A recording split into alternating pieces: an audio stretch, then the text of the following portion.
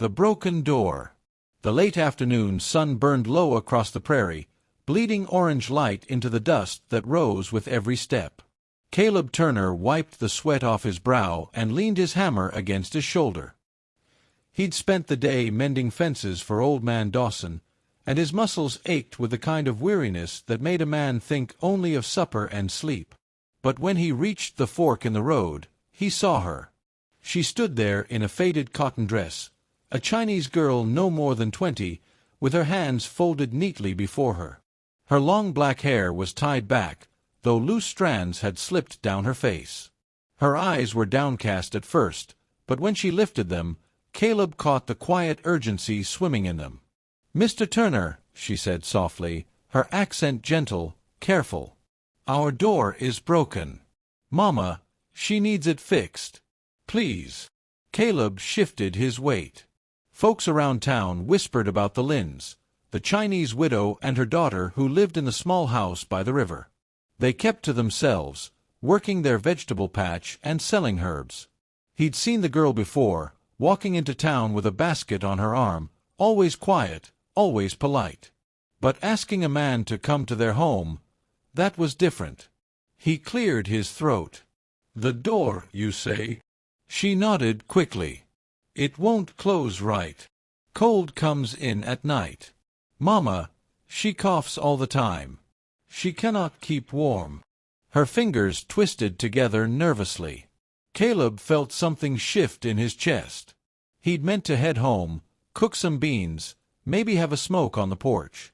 But her eyes, they held a fear deeper than a broken door. "I'll come," he said simply. The Lin house sat tucked among willows by the slow bend of the river. It was small, walls weathered gray, roof patched here and there. The girl pushed the crooked door open with a creak, and Caleb ducked inside. The first thing he noticed was the smell of herbs and faint smoke. The second was the silence, broken only by a ragged cough from the back room. "Mama is resting," the girl whispered, lowering her eyes. "I'll show you the door." He set to work, kneeling to study the hinges. They were rusted near through, nails bent where the wood had splintered. He worked in silence, the steady rhythm of his hammer filling the small home.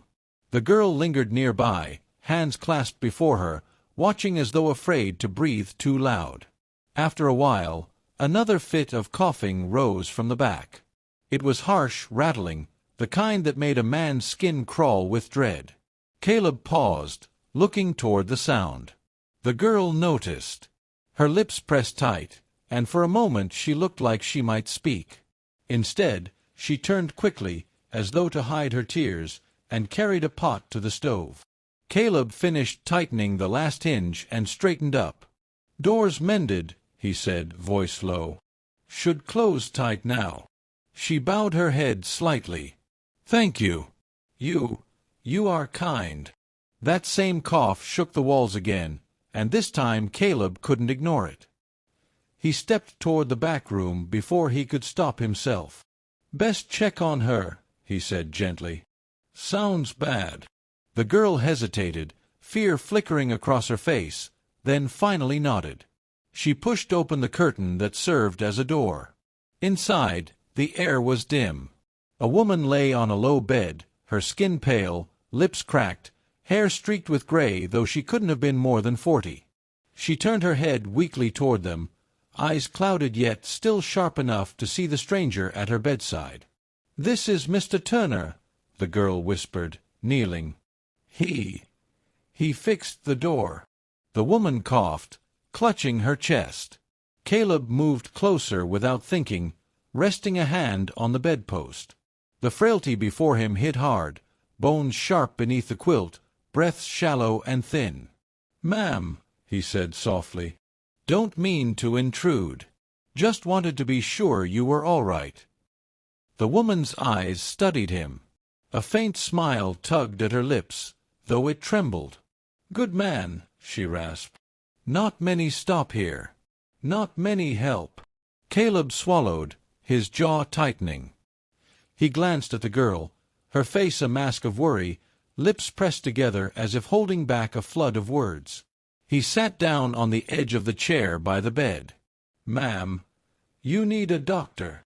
The woman coughed again, shaking her head weakly. "Doctor won't come. Not for us." Those words cut deeper than any knife. Caleb knew it was true.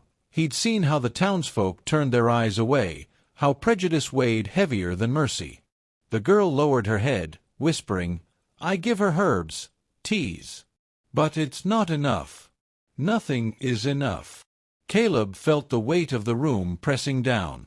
He was just a ranch hand, a man with 2 hands and a hammer. But right then, sitting in that dim room with a dying woman and her frightened daughter, he knew walking away wasn't an option. He leaned forward, voice steady, almost like a vow. "I'm not leaving you," he said. The girl's head jerked up, eyes wide, shining with unshed tears. Her mother's frail hand reached out, brushing his wrist with surprising strength. "Good man," she whispered again, before another fit of coughing racked her body. And in that moment, Caleb Turner knew his life had just taken a turn. The promise. The night grew heavy around the Lynn house, stars blinking faint in the dark sky. Caleb stayed longer than he had meant to, sitting by the fire as May, the daughter, prepared a simple supper of rice and broth. She set a bowl in front of him with quiet hands, her eyes never quite meeting his, as though unsure if she was doing right by offering a guest a meal when food was scarce. "You should eat," she whispered. "You worked hard, and Mama is glad someone helped." Caleb looked down at the steaming bowl, then back at her. She looked so small in the flickering firelight, the shadows beneath her eyes betraying nights spent watching over her mother. He pushed the bowl slightly toward her. "You eat first," he said. Her lips parted in surprise, then curved in the faintest smile. She took a few spoonfuls, then slid the bowl back, and so they shared the meal, each taking turns until it was gone. For Caleb, it was the best supper he'd had in a long time, not because of the taste, but because of the company. The days that followed, he came back. At first, it was just small things. He brought fresh wood for their stove, mended the leak in the roof, and carried water from the well. May's mother, Madam Lynn, would watch him from her bed with tired but grateful eyes. Sometimes, when the coughing fits left her breathless, he would hold the cup while May pressed herbs into her hand. "Why do you come?" May asked him once, her voice fragile as she folded washed linens by the river. Caleb hesitated, hammer resting at his side. "Because someone needs to." Her dark eyes searched his face, as if trying to find the truth between his words. No man had ever lingered before. No neighbor had offered more than a passing glance. Yet here he was, day after day. "People talk," she whispered, lowering her gaze. "They say we do not belong." Caleb's jaw tightened. Then those people don't know what belonging means. For the first time, she allowed herself to smile openly, and the sight caught him off guard, like a lantern being lit in the dark. One evening, Madam Lynn beckoned Caleb to her side. Her breathing was weaker, each word drawn from deep within her chest. "You are a good man," she said, her hand trembling as she reached for his. "My daughter, she is alone. When I go, she will have no one." May, sitting nearby, shook her head quickly. "Mama, don't." But Madam Lynn pressed on, her eyes shining with both sorrow and determination. "Promise me," she whispered. "Promise you will not leave her." Caleb looked at the frail woman before him, then at May, whose tears brimmed despite her efforts to be strong. He felt something settle in his chest, heavy but certain, like the click of a lock. "I promise," he said softly. "I ain't leaving her." May's breath caught, her hand flying to her mouth. Her mother's eyes closed, a small peace easing the lines of her face. "Good, good," she murmured, drifting into a restless sleep. 2 nights later, Madam Lynn slipped away quietly. May was at her side, holding her hand until the last breath faded into silence. Caleb stood near the door, hat in his hands, heart aching with helplessness. When it was done, May turned to him, her face pale, eyes hollow. "She is gone," she whispered, voice breaking. Caleb crossed the room in 2 strides, pulling her into his arms. She didn't resist, didn't question, only clung to him as though the world itself might crumble without something to hold. He stroked her hair, whispering words he didn't even know he had inside him. "I'm here. I told you. I'm not leaving you." The weeks that followed were quiet, heavy with grief yet touched by new tenderness. Caleb helped lay Madame Lin to rest by the willow trees, building a small wooden marker with his own hands. May tended it daily, bringing flowers from the riverbank, her silence now mixed with gratitude instead of fear. Together they worked, planting in the garden, repairing the house bit by bit, sharing meals at the same small table. Slowly, something bloomed in that humble home, fragile but strong: trust, warmth, and the first stirrings of love.